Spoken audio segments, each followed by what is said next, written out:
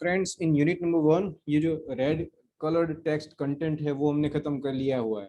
Website क्या है, वैम XAMPP क्या है, कैसे पीएचपी का पेज बनाते हैं, उसके अंदर डेटा टाइप, वेरिएबल्स, ये वो सारी चीजें अभी हम डिस्कस करने जा रहे हैं। अरे, one dimensional, two dimensional, multi dimensional and associative array in PHP.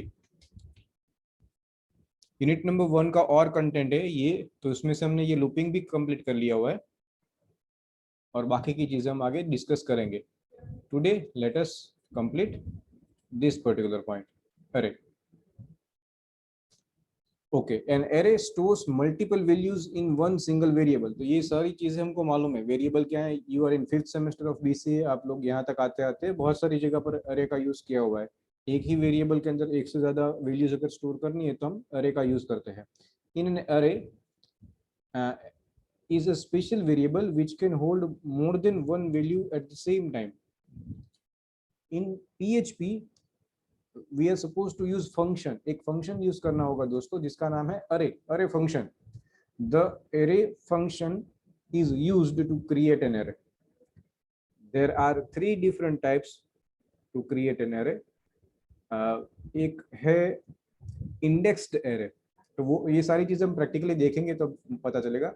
Indexed array होता है, फिर एसोसिएटिव होता है और मल्टी डायमेंशनल होता है। तो इंडेक्स्ड एरे के अंदर एरे विथ न्यूमेरिक इंडेक्स, तो उसको बोला जाता है इंडेक्स्ड एरे। और इसी के साथ हमने ज्यादातर काम किया हुआ है, ये हमको मालूम है। सी लैंग्वेज के अंदर आप लोगों ने किया इंटीजर ए और स्क्वायर ब्रैकेट के अंदर 5, तो 0 1 2 3 4 ऐसे हम 4-5 अलग अलग वेरिएबल्स को एक ही नाम से ए के नाम से हम कॉल कर सकते हैं। ए और ब्रैकेट के अंदर 0 1 2 ऐसा हम लिख के काम करते हैं, तो उसको बोला जाता है इंडेक्स्ड एरे। फिर है एसोसिएटिव एरे। तो इंडेक्स की जगह पर यहाँ पर नेम की होगी, नेम वैल्यू की पेयर होगी। वो प्रैक्टिकली डिस्कस करेंगे तो ज्यादा अच्छे से समझ में आएगा। और फिर है मल्टी डायमेंशनल एरेस। तो डायमेंशन जो एक से ज्यादा। तो चलो आगे बढ़ते हैं। ये एग्जांपल है इंडेक्स्ड एरे का। अगर मुझे हमने आगे पिछली स्लाइड के अंदर देखा कि अगर पीएचपी के अंदर मुझे अरे बनाना है तो अरे फंक्शन का यूज करना पड़ेगा। तो ये देखिए, ये यहाँ पर there are 2 different ways to create indexed array in PHP. ये एक एग्जांपल ये है और दूसरा एग्जांपल ये है। दोस्तों, अगर मुझे अरे क्रिएट करना है जिसके अंदर मैं 3 गाड़ियों के नाम स्टोर करूंगा, तो ये एक वेरिएबल है, नॉर्मल वेरिएबल। जो यहाँ तक है तब तक नॉर्मल वेरिएबल है, लेकिन फिर जैसे ही वो आगे बढ़ता है इज इक्वल टू, तो यहाँ पर आप देख सकते हो अरे फंक्शन का यूज किया हुआ है। तो ब्रैकेट के अंदर ये वॉल्वो, बीएमडब्ल्यू, टोयोटा ऐसा लिखा हुआ है। अगर मैं 1 2 3 4 5 लिखता तो ये इंटीजर एरे बन जाता। हमें मालूम है कि पीएचपी के अंदर वेरिएबल डिक्लेयर करते हैं तो मतलब सीधा हम उसका यूज करना स्टार्ट कर देते हैं, उसको डिक्लेयर करने की जरूरत नहीं। और जिस किसी भी वेरिएबल को हम जो भी वैल्यू उसके अंदर डालेंगे वो डेटा टाइप का वो बन जाएगा। सो इन दिस केस ये जो एग्जांपल, ये सिंटेक्स आपको समझाई हुई, इसके अंदर क्या होगा, डॉलर कार्स। तो ये एक अरे बनेगा जिसके अंदर ये 3 वैल्यूज रहेगी और ये इंडेक्स्ड एरे है। तो 0th पोजीशन के ऊपर ये कार, 1st पोजीशन के ऊपर ये और 2nd के ऊपर ये, इस तरह से। और दूसरा रास्ता क्या है, हम ऐसे कर सकते हैं, dollar cars of 0 is equal to Volvo, dollar cars of 1 is equal to BMW and so on. और ये रहा उसका एग्जांपल जो हम नोटपैड के अंदर कॉपी करके फिर लोकल होस्ट के जरिए इसको एग्जीक्यूट कर सकते हैं। Dollar cars is equal to array of this 3 cars and एक स्टेटमेंट लिखा हुआ है echo in double inverted comma I like, फिर सारी कार्स को एम्बेड किया हुआ है डॉट ऑपरेटर के साथ। I like Volvo, then comma करके आएगा बीएमडब्ल्यू, कॉमा एंड आएगा फिर ये Toyota. So I like Volvo, BMW, Toyota, ऐसा एक स्टेटमेंट प्रिंट होगा। तो नॉर्मल ये एग्जांपल और सिंटेक्स के अंदर आपको ये समझाया हुआ है कि इंडेक्स्ड एरे क्या होता है और उसका हम कैसे यूज कर सकते हैं इन पीएचपी। फिर एक काउंट फंक्शन है फ्रेंड्स। यूनिट नंबर 2 के अंदर, यूनिट नंबर 2 जो है हमारे सिलेबस का, वो है डेडिकेटेड टू फंक्शंस। उसके अंदर हम फंक्शंस सीखने वाले हैं। तो उसके अंदर कुछ इनबिल्ट फंक्शंस भी है, जैसे कि स्ट्रिंग के फंक्शन हो गए, मैथ्स के फंक्शन हो गए। सेम वे अरे, अरे जो हम यूज करेंगे उसके भी बहुत सारे फंक्शंस होंगे, तो वहां पर भी हम फंक्शन देखेंगे, लेकिन क्योंकि हम यहाँ पर अरे को डिस्कस कर रहे हैं तो कुछ कुछ फंक्शंस यहाँ पर भी हम देख लेते हैं। अभी एक फंक्शन है जिसका नाम है काउंट, तो ये काउंट फंक्शन क्या करेगा, हमको लेंथ प्रोवाइड करेगा, कितने एलिमेंट्स है अरे के अंदर वो हमको दिखाएगा। तो देखिए, the count function is used to return the length, the number of elements of an array. In this example नीचे ऐसा लिखा हुआ है कि dollar cars is equal to array of Volvo, BMW and Toyota. तो इसके अंदर तीन अलग अलग वैल्यूज हैं। फिर जब भी हम ऐसा करेंगे इको काउंट डॉलर कार्स, तो क्या मैसेज आएगा, क्या प्रिंट होगा, नंबर 3 ऐसा प्रिंट होगा, नथिंग एल्स। सिंपली काउंट इसका जो भी होगा एरे का वो प्रिंट होगा, और काउंट मतलब इसके अंदर जितने नंबर ऑफ एलिमेंट्स है वो, तो इन दिस केस 3 ऐसा प्रिंट होगा। अभी के लिए इसका कोई मतलब नहीं है कि 3 प्रिंट करवा के क्या करना है, लेकिन आगे हम इसका अलग से जितना जैसे चाहिए यूज कर सकते हैं। हमको एक बार मालूम पड़े कि अरे के अंदर कितने एलिमेंट्स है, तो उस हिसाब से हम उसको उसके अंदर लूप घुमा सकते हैं, उसको काउंट कर सकते हैं and so on. Okay, next example, loop through an array using loop for loop. अगर मुझे एरे के अंदर लूप घुमा के घूमना है, ठीक है, देखो यहाँ पर पहले यहाँ पर कैसा हुआ है, फर्स्ट एग्जांपल के अंदर इंडेक्स्ड एरे है, तो इसके अंदर आई लाइक ये कार्स ऑफ 0 1 2 ऐसा प्रिंट कर दिया है, तो 3 एलिमेंट्स है, तो ये इजीली हम कर सकते हैं।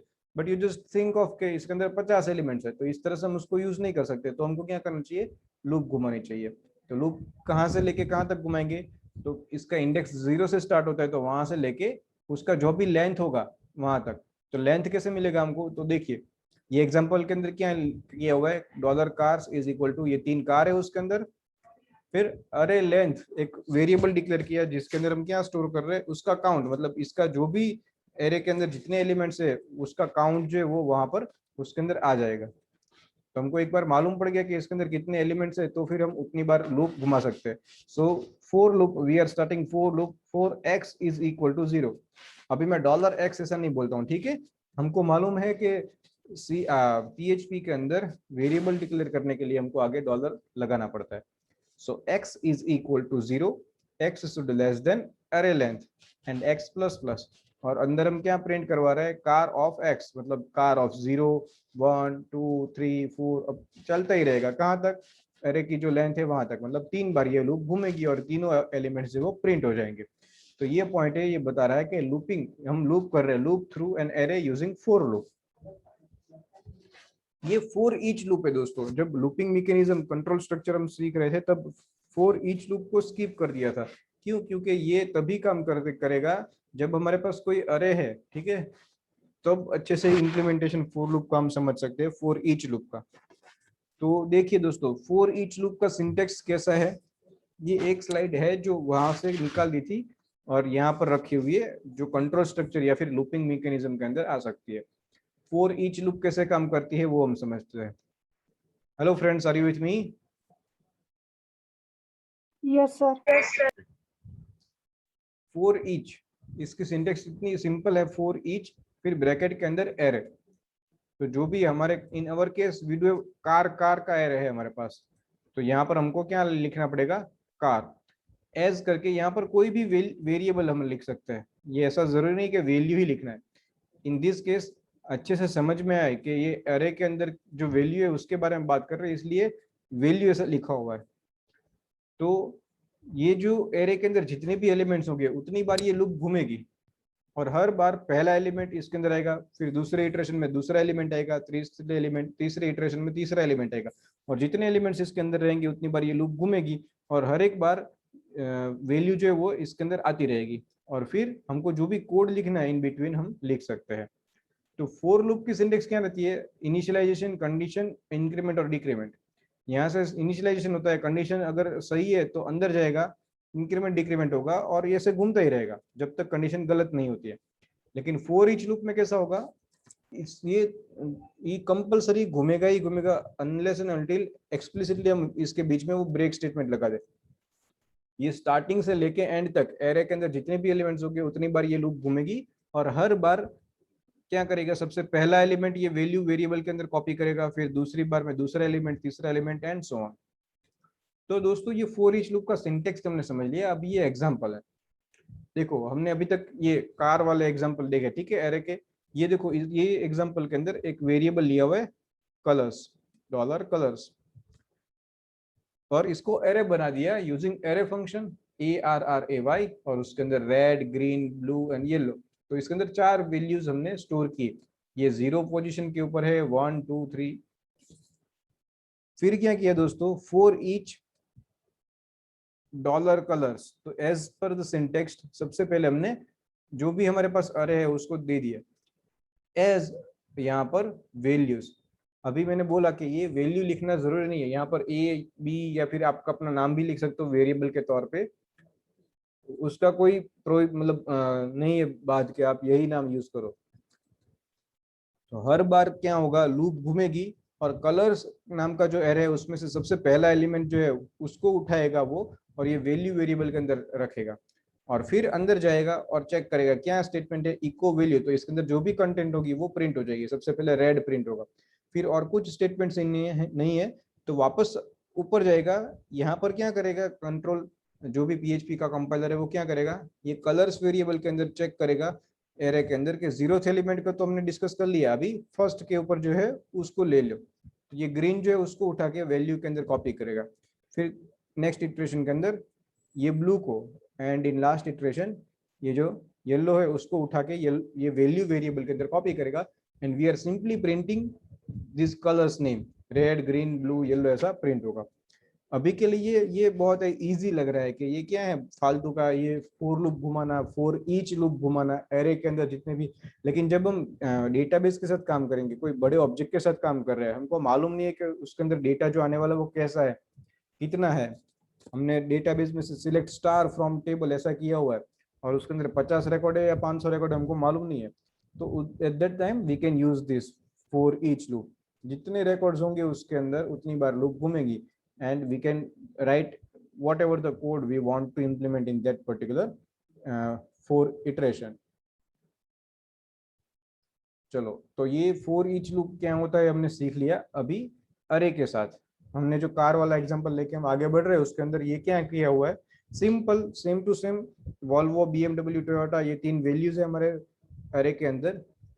For each cars as value, और फिर वैल्यू को इको करके प्रिंट करके, और फिर ब्रेक लाइन, तो वॉल्वो, बीएमडब्ल्यू, टोयोटा ऐसा प्रिंट होगा।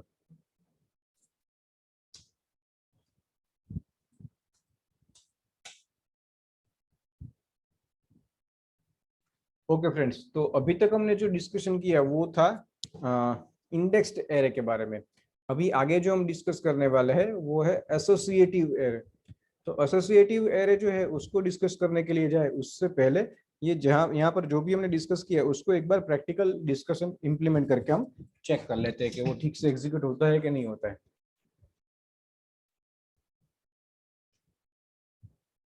Okay, to save the time I have copy pasted all the code over here. इसको एक काम करते हैं, कमेंट में डाल देते हैं।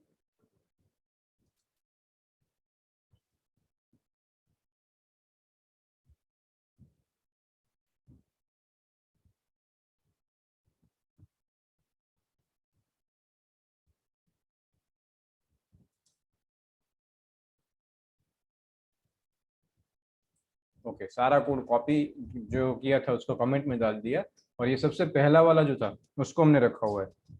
ये array.php फाइल है जिसको हमने लोकल होस्ट के अंदर, रूट फोल्डर है htdoc, उसके अंदर कॉपी करके रखा हुआ है। अभी सिंपल डॉलर कार्स, तो एक एरे बना रहे हैं हम जिसके अंदर ये 3 वैल्यू होंगी, और इस तरह से हम उसको प्रिंट कर रहे हैं इको स्टेटमेंट के जरिए। तो चलो हम जाके देखते हैं कैसा प्रिंट होता है। सी दिस, अच्छा है, कुछ कमेंट निकालने में गड़बड़ हो गई।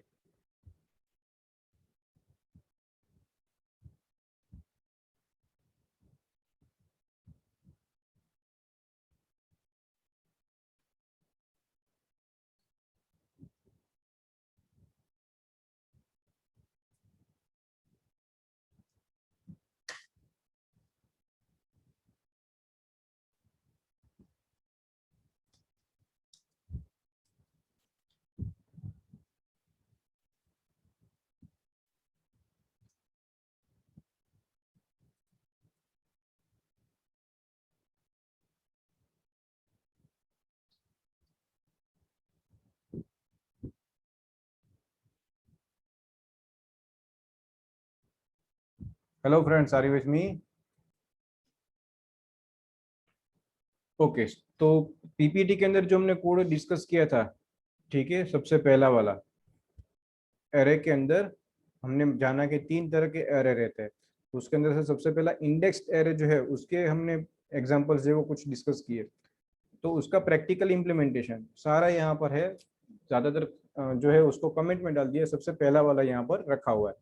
सिंपल कार्स एरे है, उसके अंदर वॉल्वो, बीएमडब्ल्यू, टोयोटा ये सब रखा हुआ है, और उसको हम इस तरह से प्रिंट कर रहे हैं क्योंकि ये इंडेक्स्ड एरे है। तो 0, 1, 2 इस तरह से हम उसको एक्सेस कर पाएंगे। और उसको जब हम ब्राउजर के अंदर जाके लोकल होस्ट के जरिए वो जो फाइल है array.php उसको एग्जीक्यूट करते हैं, तो ऐसा आउटपुट मिलता है हमको। Now let me comment this first code and uncomment the next part of code.